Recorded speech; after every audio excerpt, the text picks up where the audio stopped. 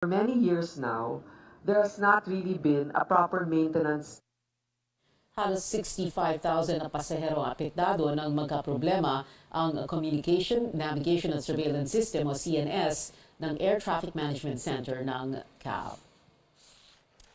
Tukoy na ang persons of interest sa pananambang sa gobernador ng Lanao del Sur noong Biyernes pero wala pang mga suspect sa isa pang ambush kahapon sa Nueva Vizcaya kung saan napatay ang isang vice-alkalde mula Cagayan. May report si Chrissy Di Matulak. Sunog na at hindi na mapakinabangan nang natagpuan ng mga otoridad ang sasakyang ito sa bayan ng Solano, Nueva Vizcaya, Lunes ng madaling araw. Ito ang hinihinalang ginamit na getaway vehicle sa pananambang kay Apari Cagayan Vice Mayor Romel Alameda. Ayon sa investigasyon ng pulisya, pula ang plakang nakakabit sa sasakyan. Plaka para lang sa government vehicles. Rehistrado raw sa sasakyang nasa compound ng Nueva Vizcaya State University. Pero matagal na raw sira ang sasakyan. Ini-engage na ngayon yung university, bakit nakuha yung plate number sa isang parang impounded or beyond economic repair na sasakyan. So how come nasa possession ng mga perpetrators? Inaalam din kung pulis ang mga suspect dahil nakita silang nakasuot ng pixelized PNP uniform nang maganapang insidente. Dahil dito balak nang i-regulate ng PNP ang pagbili ng uniforme ng pulis. Dapat hinga ng mga kaukulang identification na card yung mga bumibili at nagbigay din siya ng direktiba sa ating pong anti-cybercrime group, lalo-lalo lang yung mga nagbebenta na uniforme online ay dapat pong hulihin yan. Mula Apari papunta ang grupo ni Alameda sa Maynila para dumalo sa pagtitipon ng Vice Mayor's League nang pagbarilin ang kanilang sinasakyang itim na van linggo ng umaga sa Bagabag, Nueva Vizcaya. Patay si Alameda at ang 5 niyang kasama. Patuloy ang paghahanap sa 6 na suspect. Samantala, kaugnay naman sa pananambang kay Lanao del Sur Governor Mamintal Adyong. Sinabi ni General Azurin na tukoy na nila ang persons of interest pero ayaw munang pangalanan kung sino-sino ang mga ito habang umuusad ang investigasyon. Ayon sa PNP, may mga checkpoints na raw na itinayo sa mga lugar malapit sa mga pinangyarihan ng dalawang maghihiwalay na insidente. Tungkol naman sa pagpapatupad ng gun ban, hindi raw muna ito ipatutupad sa Nueva Vizcaya dahil inaantay pa ang rekomendasyon ng Cagayan Regional Director. Pero ipinag-utos na ni Azurin ang pagpapatupad ng gun ban sa Lanao del Sur, Maguindanao at 63 barangay sa North Cotabato. Chrissy Di Matulak, CNN Philippines. Bumuo na ng Special Task Force ang Philippine National Police matapos ang pang-ambush sa gobernador ng Lanao del Sur. Kasama sa tinatanong ng investigador ang mga residente kung saan nangyari ang pamamaril. Malaki daw kasi ang ambag nila sa paglutas ng kaso ni Governor Mamintal Adyong. Kasama rin sa investigasyon ang mga rebelding komunista at notorious drug syndicates. Hiniling na rin ng Bangsamoro Region ang tulong ng Moro Islamic Liberation Front o MILF para mapanatili ang katahimikan sa lugar. Susunod, panggigipit ng China sa West Philippine Sea, sapat na rason ba para gamitin ang Mutual Defense Treaty sa pagitan ng bansa at Estados Unidos? Alamin ang sagot ng Pangulo. At search and rescue operations sa Turkey unti-unti nang itinitigil 2 linggo makalipas ang matinding lindol. Magbabalik ang Newsnight.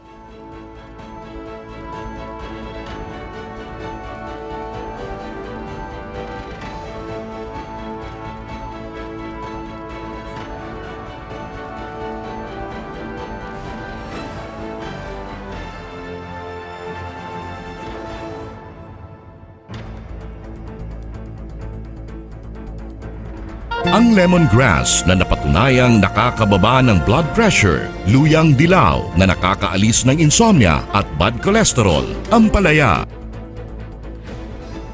food supplement, yaaya sa bawat nga ng malalim at imasahe ang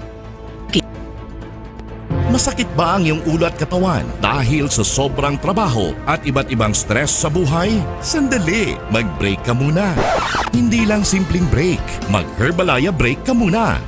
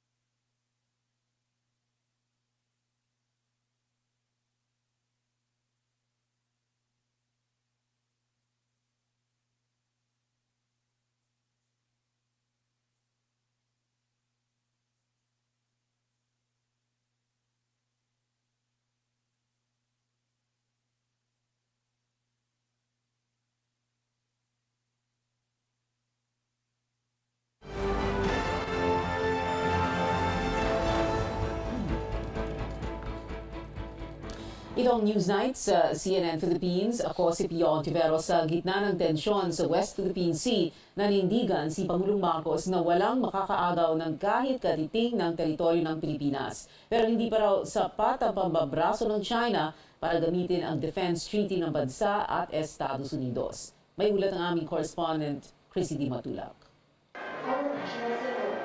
Ang Pangulo ang nanguna sa Trooping the Line o inspeksyon ng mga kawal sa taunang homecoming ng PMA sa Fort del Pilar. Sa kanyang talumpati, tiniyak ni Marcos na ipaglalaban ng bansa ang bawat isla na sakop ng teritoryo nito. This country will not lose 1 inch of its territory. We will continue to uphold. We will continue to uphold our territorial integrity and sovereignty in accordance with our Constitution and with international law. We will work with our neighbors to secure the safety and security of our peoples. Ang maritime dispute ay muling uminit kamakailan matapos tutukan ng Chinese Coast Guard ng military-grade laser ang isang Philippine Coast Guard vessel. Kasunod ng insidente, pinatawag ni Pangulong Marcos ang Chinese Ambassador to the Philippines para ipaabot ang kanyang pagkabahala sa insidente. Pero wala pang balak ang Pangulo na gamitin ang Mutual Defense Treaty, isang kasunduan kung saan ang Amerika ay tutulong sa Pilipinas sakaling atakihin ito ng sinuman.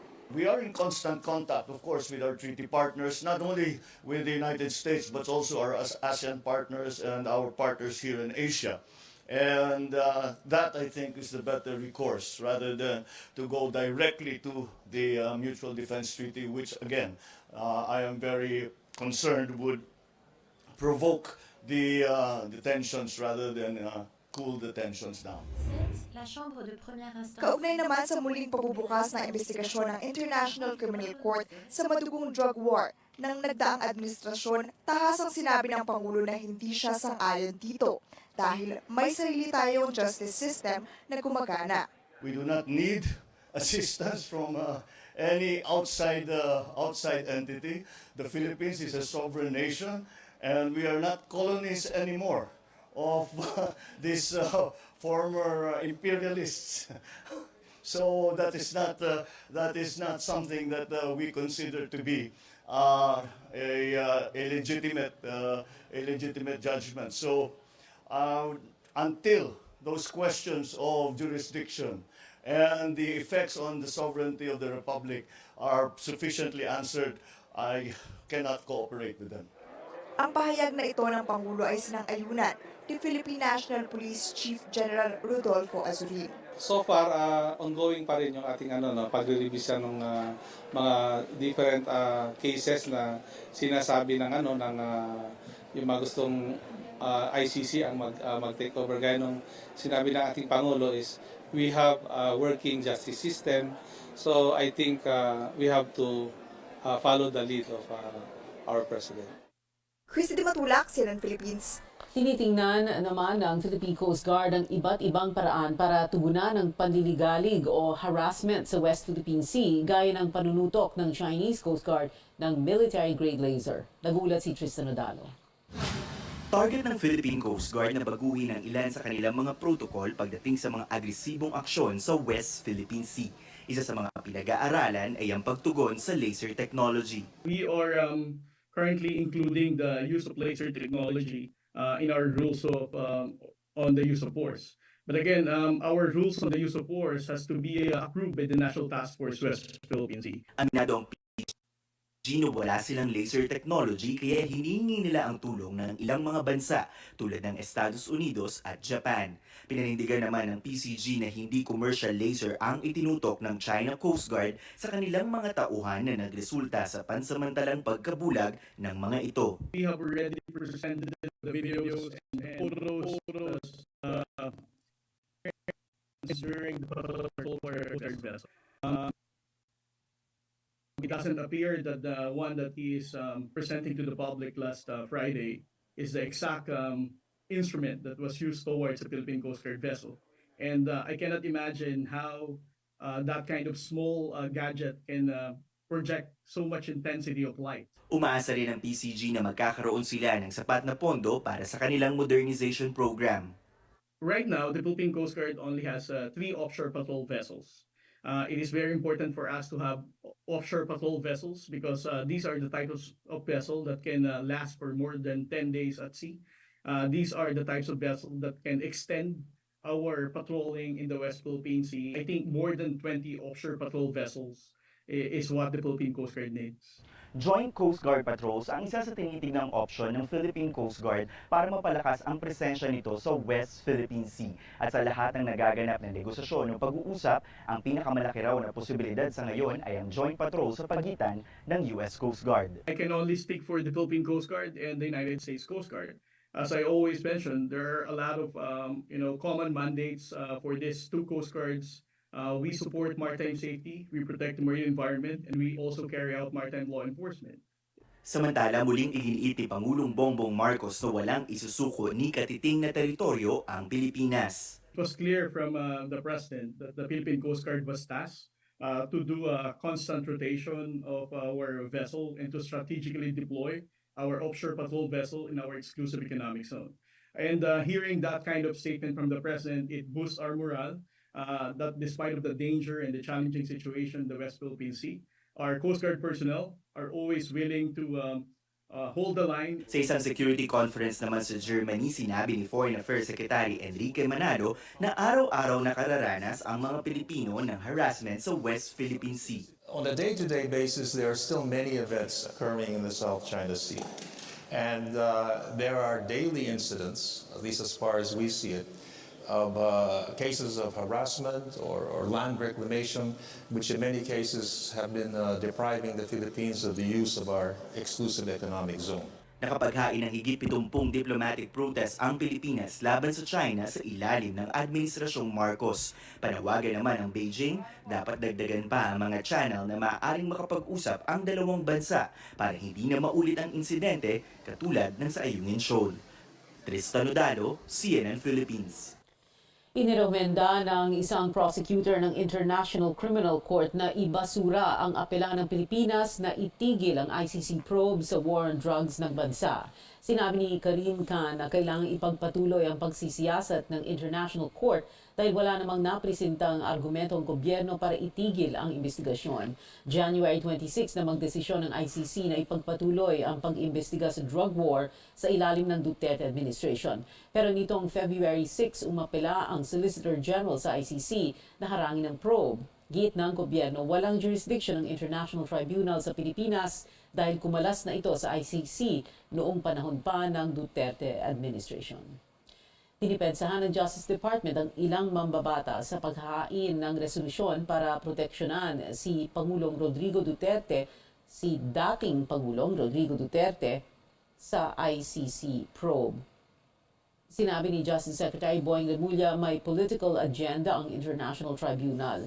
Iginit din ng DOJ epektibo ang justice system ng bansa kaya iligal ang panghimasok ng ICC sa Pilipinas. If they want to put into themselves the judicial power of this country, then they will be committing a violation of our legal system, of our law. So, it's just a fair warning that do not monkey around with our legal system. Pinunahan ni Pampanga Representative Gloria Arroyo ang paghahain ng resolusyon para bigyan proteksyon or para protektahan si Duterte.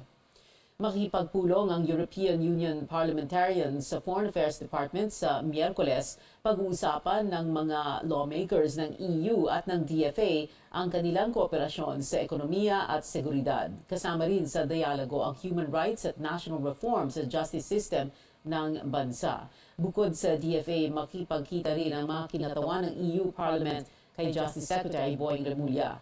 Bibisita rin sila sa Senado at Kamara para sa usapin ng pagpasa ng mga batas.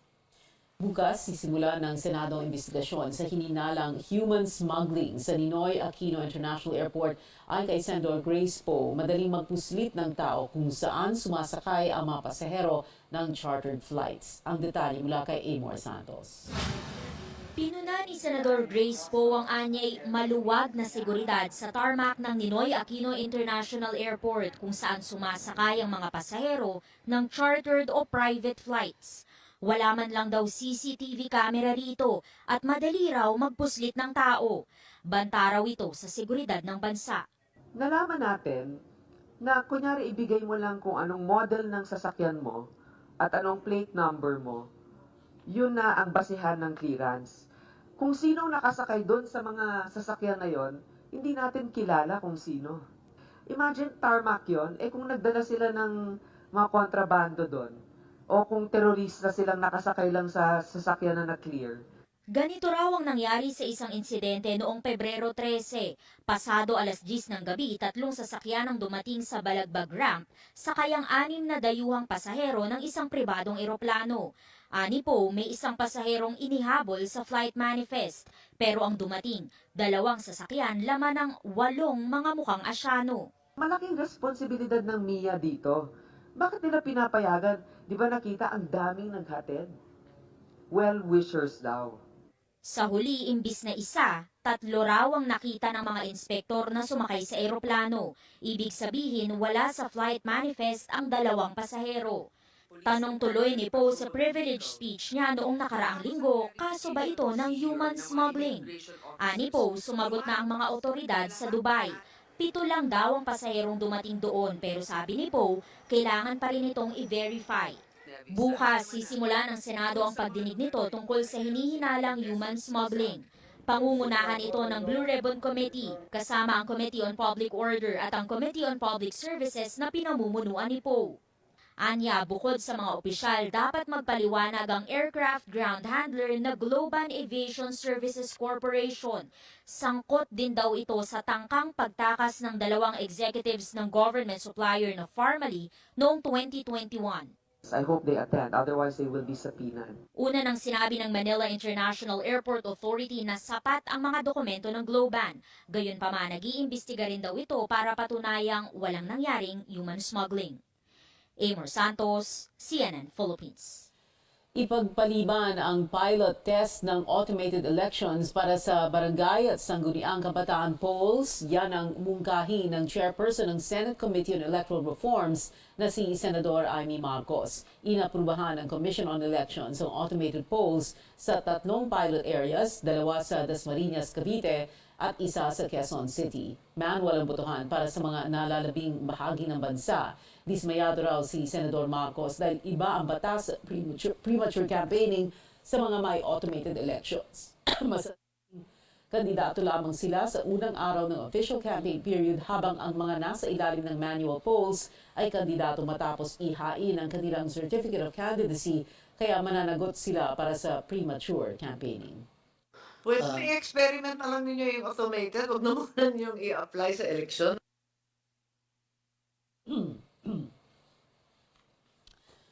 Ayon kay COMELEC Chairperson George Garcia, pag-uusapan ng ahensya ang issue.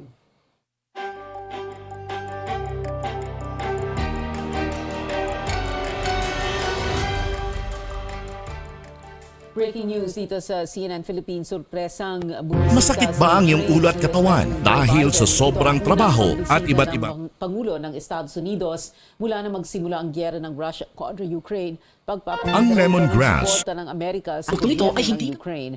Nakipagkita si Biden kay Ukrainian President Volodymyr Zelensky at kay First Lady Olena Zelenska sa Ukrainian Presidential Palace. Inanunsyo ni Biden ang $250 billion na halaga ng dagdag na assistance ng US sa Ukraine.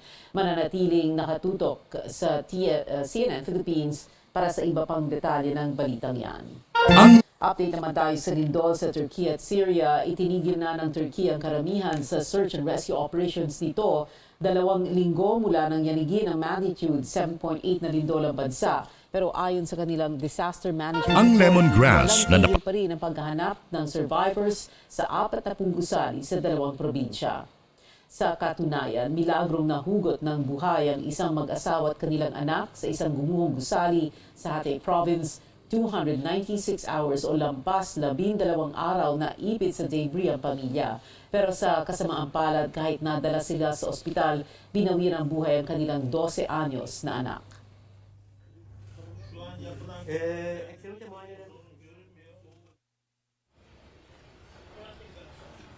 Samantala, bumisita naman sa Turkiya si U.S. Secretary of State Antony Blinken para makiramay sa mga biktima ng lindol. May dalang magandang balita ang top U.S. diplomat sa kanila. We've had about $85 million worth of assistance poured in immediately for housing, water, and food, and medicine, and clothing. All that in the immediate days following the earthquake. Today I can announce that we will be putting in another $100 million to assist those who are so desperately in need. Umabot na sa $185 million o higit sa 10 billion pesos, 10 bilyong piso na itulong ng Estados Unidos sa quake survivors. Bukod pa yan sa $66 million o 3.6 billion pesos na tulong ng ilang U.S. non-governmental organizations. Mahigit 46,500 na ang nasawi sa Turkey at Syria dahil sa malagim na lindol, kabilang dyan ang isang Pinay at 3 niyang anak. Ayon sa Embahada ng Pilipinas sa Ankara, Turkey, natabunan ang tirahan ng mag-iina sa siyudad ng Antakya dahil ibig na doon ang mag-iina ng kanyang Turkish na asawa. Minamadali naman ng mga otoridad ang repatriation efforts para sa mga Pilipinong nais makauwi ng bansa. Mahigit 20 pamilyang Pinoy ang nananatili sa embassy shelter.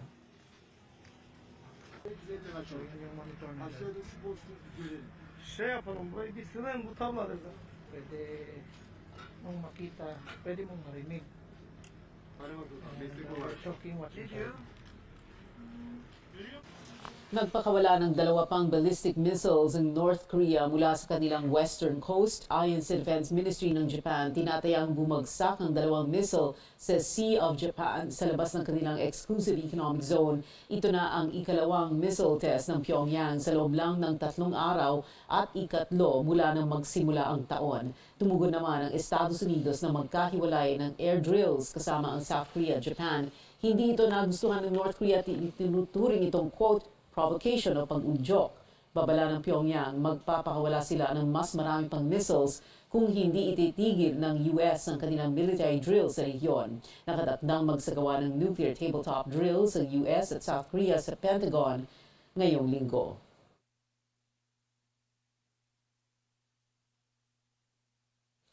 Sa Estados Unidos, pinatay ang auxiliary bishop ng Archdiocese of Los Angeles sa kanyang tahanan sa California. Ayon sa pulisya, binaril sa dibdib si Bishop David O'Connell noong Sabado. Inaalam pa kung sino ang may kagagawa ng krimen. Nagsilbi si O'Connell sa Archdiocese of Los Angeles ng higit 45 taon. Inilarawan siya ng ilang pari doon na tahimik at taong may malalim na pananampalataya.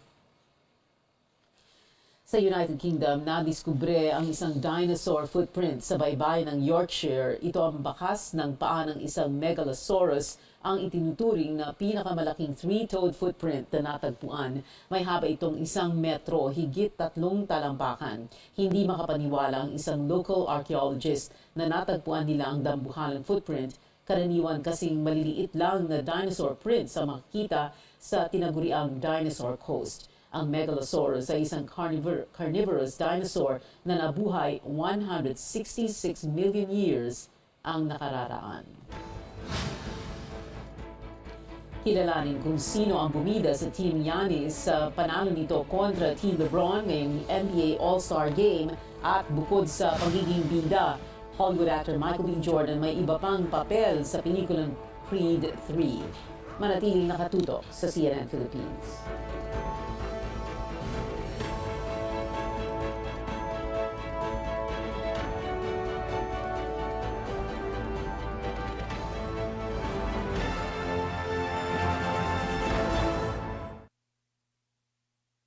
It's 6:30 p.m. That time check was brought to you by ACS Manufacturing Corporation, ISO certified world-class quality. ACS.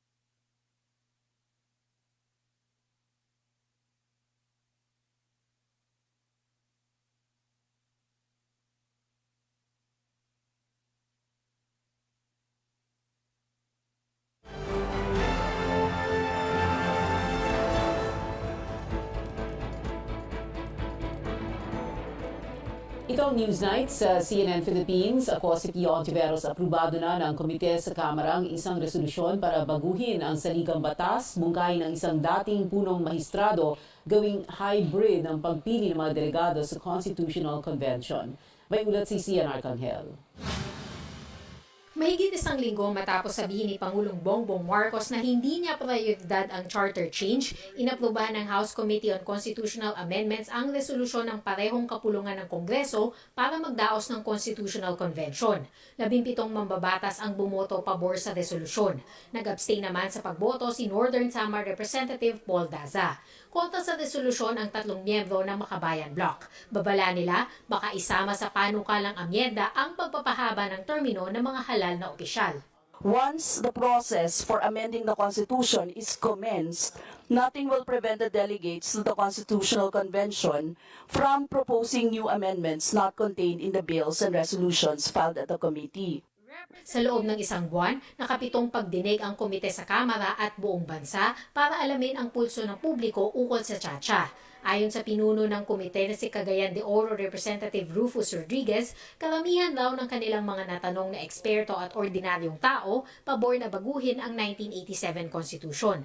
Suportado rin ng business groups at mga ahensya ng pamahalaan ang Chacha. Partikular nilang isinusulong ang pagluluwag sa ilang probisyong pang-ekonomiya para raw makahikayat ng mas maraming dayuhang kapital. Ayon sa Management Association of the Philippines, mas madaling maisusulong ang Chacha kung limitado sa probisyong pang-ekonomiya ang babaguhin.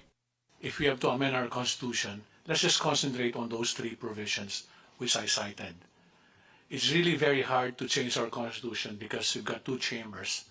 Mungkahi naman ni dating Chief Justice Renato Puno, idaan sa parehong eleksyon at pagtatalaga ng pamahalaan ang pagpili ng mga delegado sa CONCON. I therefore suggest to your honors that they call for a hybrid constitutional convention. Hybrid in the sense that membership of the Constitutional Convention will come from election and from appointments. This hybrid model has been used in other countries with no serious constitutional issues raised against it. This model will assure a constitutional convention that is both independent and competent. Ayon sa pag-aaral ng National Economic and Development Authority, posibleng umabot sa 28 bilyong piso ang gagastusin ng gobyerno kung magkakaroon ng hiwalay na eleksyon para sa mga delegado ng CONCON at plebisito para ratipikahan ang mga pagbabago sa konstitusyon. Liliit ang gasto sa 331 milyong piso kung isasabay ang plebisito o eleksyon ng mga delegado sa CONCON sa susunod na barangay o national elections. Pero para kay Puno, hindi dapat maging issue ang gastos para sa CONCON. Let us not count the cost of calling for a convention. I look at the cost as more of our investment in the future. Magkakaroon ng isa pang pagdinig ang komite ni Rodriguez sa Miyerkules para pagdesisyonan ang mga detalye ng ikinakasang CONCON. Cian Arcangel, CNN Philippines. Nagbigay ang iba't ibang ahensya ng gobyerno ng ulat sa Kamara tungkol sa implementasyon ng Philippine Mental Health Law, pero ayon sa mga mambabatas, hindi malinaw ang usad na mga inisyatibo. Ang dahilan nasa ulat ni Catherine Cruz. Kinwestiyon ng mga mambabatas kung bakit hindi iisa ang mga programang ipinatutupad ng mga ahensya ng gobyerno para tugunan ang kalusugang pang-isipan ng mga Pilipino kaugnay sa Republic Act 11036 o ang Philippine Mental Health Law. Isa sa mga ito ay tungkol sa napakaraming helplines para magsumbong o humingi ng tulong, pero hiwa-hiwalay naman ang pagkalap ng impormasyon. Yung iba po na mga iba-iba, tama ba? Iba yung CWC, iba yung NCMH, right? Iba yung number, hotline. Yes po. Iba rin yung number ng DepEd. So, what happened? Tapos paano po yung binubuo? Sa actual, sino pong nagkukuha ng buong data nun? Giit ni Congresswoman Stella Kimbo, dahil kanya-kanya ang mga ahensya sa mga programa, hindi klaro kung paano niro-roll out ang mga ito.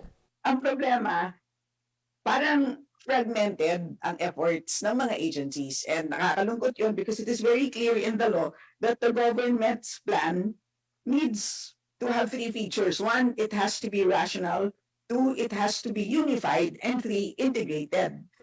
Sagot ng Council for the Welfare of Children, may mga plano raw ng pakikipagtulungan sa mga ahensya para mapadali ang referral ng mga kaso sa tapang otoridad. We are also in the process of having an MOU with the Department of Education because they have their own helpline, and perhaps we can link our helpline to them so that if the concern is school-related, we can refer to them, and if it's not school-related, they can refer to us.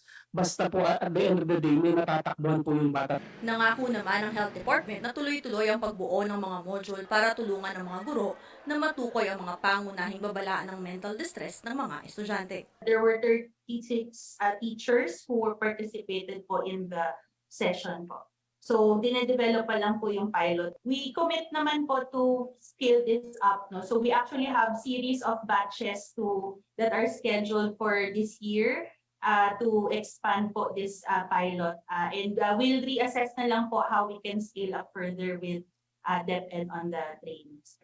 Para naman kay Sofia na grade 10 student mula sa John Dewey School for Children, mahalaga raw na bigyang pansin ang mga paraan para masiguro ang kapakanan at kagalingan ng mga kapwa niya estudyante. Mentally healthy students are more likely to arrive at school prepared to learn, participate actively in school activities, and form supportive and caring relationships with adults and young people. Kaya hinihikayat niya ang mga paaralan na gumawa ng mga inisyatibo para sa mga mag-aaral tulad ng nature walk, yoga at meditation na tutulong mapabuti ang kanilang mental health. Catherine Cruz, CNN Philippines. Balak magtayo ng training facility at pabahay para sa mga empleyado ang Bureau of Corrections sa Masui Geo-Reserve Area sa Rizal Province. Kilala ang Masui bilang conservation area at isa sa mga protektadong kagubatan sa bayan ng Baras. Pero may nakareserbang 270 hectares ng lupa para sa bagong site ng Bilibid batay sa 2006 proclamation ni dating Pangulong Gloria Macapagal Arroyo. Sabi ng Masui Geo-Reserve, may private rights na ang lugar na inaangkin ng Bucor at ito ay protektado ng isang kontrata. Ayon kay Justice Secretary Boying Remulla, napaabot na niya kay Environment Secretary Antonia Loizaga ang issue dahil ang Bucor ay nasa pangangasiwa ng Justice Department. We will speak with one voice on this matter. There should be no problem. Pro-environment tayo, hindi natin kalaban ang environment. May mga tao lang siyempre na alarmist tungkol dito kasi the title of even Masungi belongs to the government. And it is a heritage. It's a heritage of the Filipino people. It does not belong to one foundation at all, but to all the Filipino people.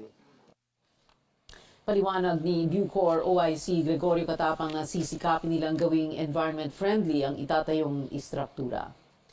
Para kay Justice Secretary Remulla, dapat maghain ng angkop na pleading si dating Senador Laila De Lima para sa kanyang pansamantalang kalayaan. Mag-aanim na taon na si De Lima sa kulungan dahil sa kinakaharap na drug cases. Binanggit ni Remulla ang petition for habeas corpus na ginamit ng dating Chief of Staff ni Chief Presidential Legal Counsel at dating Senador Juan Ponce Enrile na si Gigi Reyes sa kanyang kaso ukol sa umano'y pakikinabang sa pork barrel scam. Nakalabas na ng bilangguan si Reyes dahil nilabag umano ang kanyang constitutional right to a speedy trial. Ako, I'm not objecting personally, no, to any plea that will free anybody from jail. But syempre, this is something better discussed in court. It is a power left to the judges to decide, and even to the higher courts if need be, if they want to go to the higher courts. Isinusulong ng isang international organization ang paglaya ni dating Senador Laila De Lima. Sinabi ng Switzerland-based Inter-Parliamentary Union na dapat lang palayain si De Lima matapos bumaligtad ang mga key witness sa kanyang drug case. Dagdag pa ng IPU na malinaw ang panggigipit lang kay De Lima ang kanyang kaso matapos niyang silipin ang war on drugs ng Duterte administration. Kasama sa hiling ng Inter-Parliamentary Union na ibasura ang kaso ng dating Justice Secretary. 2017 na makulong si De Lima matapos idawit sa bilibid drug trade. Una nang binawi ni ex-Bucor Chief Rafael Ragos ang testimonya niya laban kay De Lima. Sinabi ni Ragos na ang dating Justice Secretary Vitaliano Aguirre ang pumilit sa kanya na idiin si De Lima.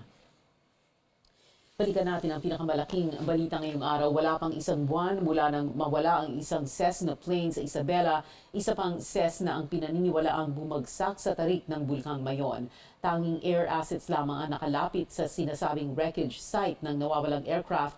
25 veteran mountaineers sana ang akyat ng bulkan pero hindi natuloy matapos silang paalalahanan ng PHIVOLCS na nakataas pa rin ang Alert Level 2 status nito. Naka-standby naman ang naval helicopters na may rescue hoist. Kanina walang nakuhang visual ng wreckage ang isang flight dahil sa sama ng panahon. Nagpatawag na rin ng meeting ang incident commander na si Kamalig Mayor Caloy Baldo. Maulang umpisa ng linggo maasahan ng mga nasa Luzon, lalo na sa silangang bahagi nito. Dulot yan ng isang low pressure area. Maaring magdala ito ng kalat-kalat na pag-ulan sa Cordillera Administrative Region, Bicol Region, Mainland, Cagayan, Isabela, Aurora at Quezon. Pero ulat ng Pag-asa, mababa ang posibilidad na maging bagyo ito. Gumagalaw din daw ito papalayo sa bansa. Posible ring umulan sa extreme northern Luzon, bunsod ng Amihan, kasama sa apektado ang Batanes at Babuyan Islands.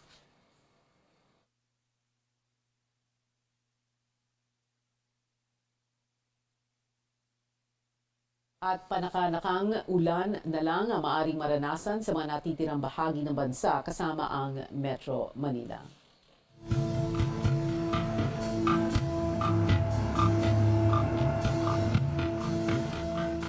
Abiso para sa mga motorista, magpakrudo na kayo ngayon dahil tataas ang presyo ng ilang produktong petrolyo bukas. 90 centavos ang iakyat ng presyo kada litro ng gasolina habang sisipa naman sa 1 peso at 5 centavos kada litro ng diesel. Para naman sa mga bahay at negosyo na gumagamit ng kerosene, magiging mas mura ito ng 25 centavos kada litro.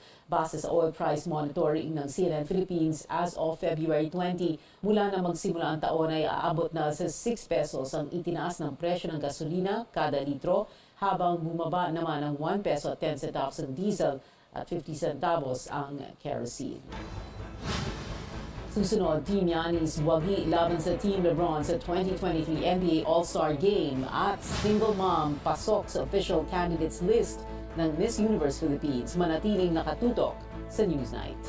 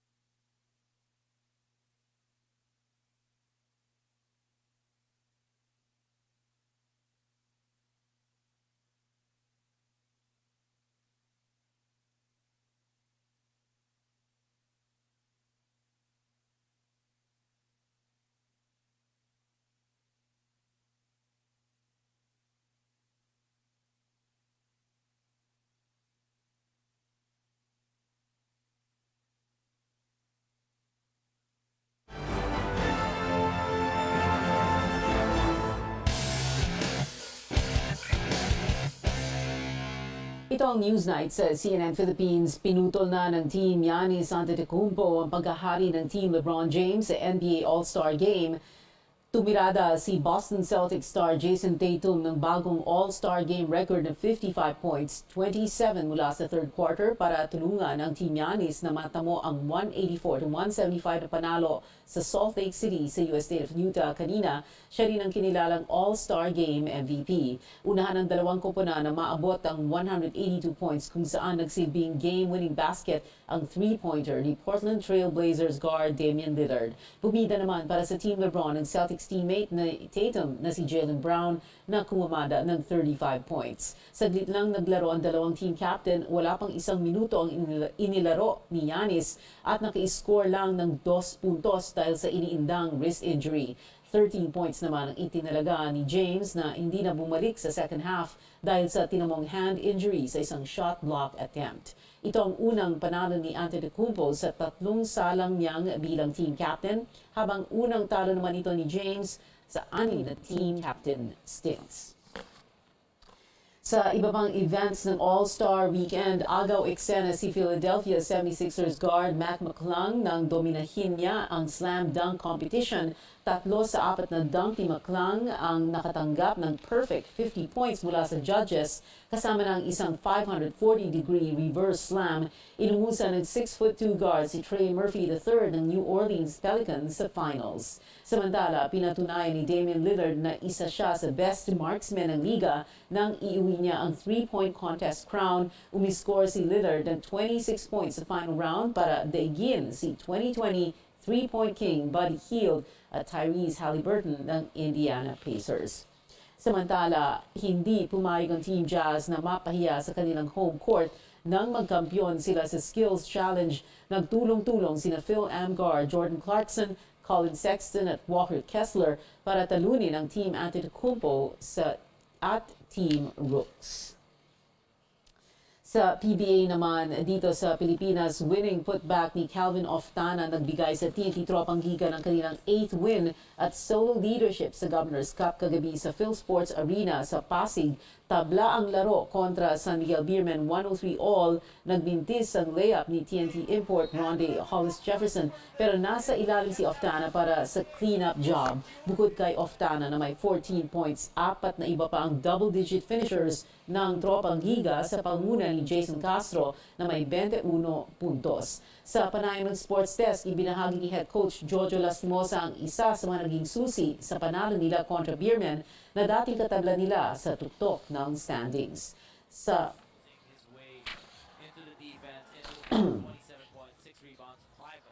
isa pang laro, tinapos ng Barangay Ginebra San Miguel ang 2-game losing skid nito ng tambakan ng Blackwater Bossing 119-93. Nangunas crowd favorite team si Phil German forward Christian Stan Hardinger na nagtala ng 27 points, 6 rebounds at 5 assists. May 4-2 win-loss record ng Ginebra matapos ang magkasunod na talo sa Magnolia Chicken Templados Hot Shots at sa San Miguel. Sa boxing, iba na ang makakalaban ni the Filipino Flash Nonito Donaire Jr. para sa vacant WBC World Bantamweight crown. Aprobado na ng WBC ang bakbakan ni Donaire at may kanong si Alejandro Santiago para sa titulo matapos matras si Jason Maloney ng Australia. Na bakante ang WBC crown ng iwan ito ni Naoya Inoue ng Japan upang umakyat sa Super Bantamweight crown. Maaari nang simulan ng dalawang grupo negosasyon sa kanilang laban. May 42 wins at 7 losses ang 40-year-old na si Donaire habang may 27 wins at 3 losses naman ang 27 anyos na si Santiago.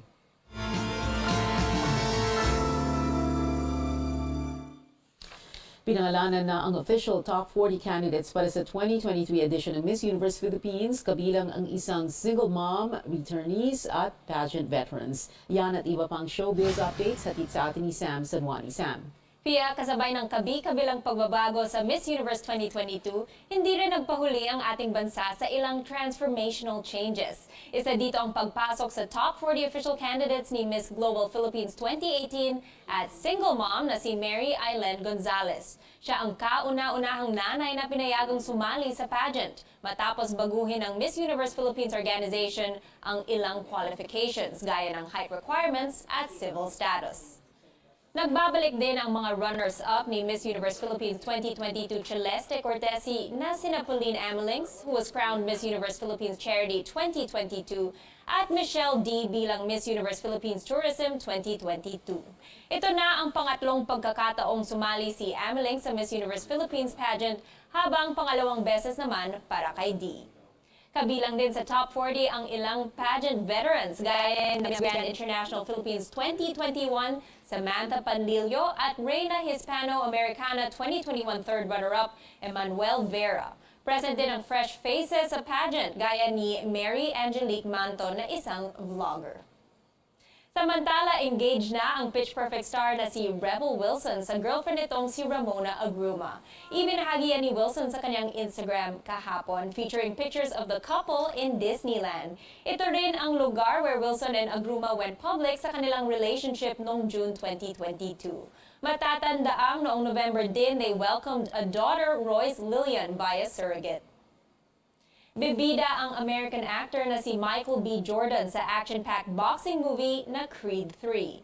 Ito rin ang kanyang directorial debut. Matagal na raw niyang plinano na gumanap at mag-direct sa isang pelikulang very personal to him.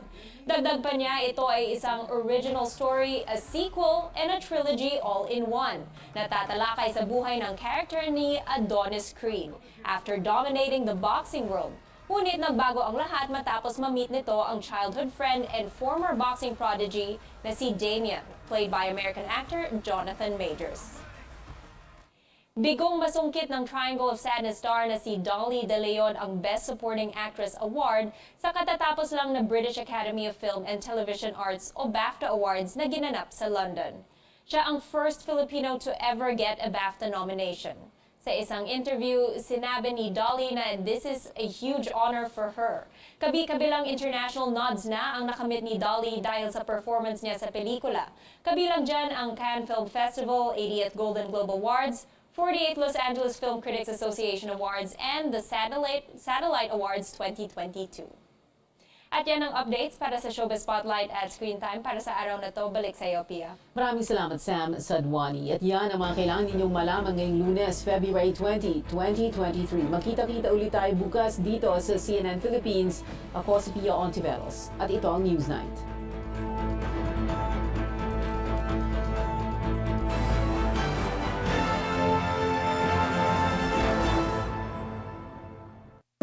This program is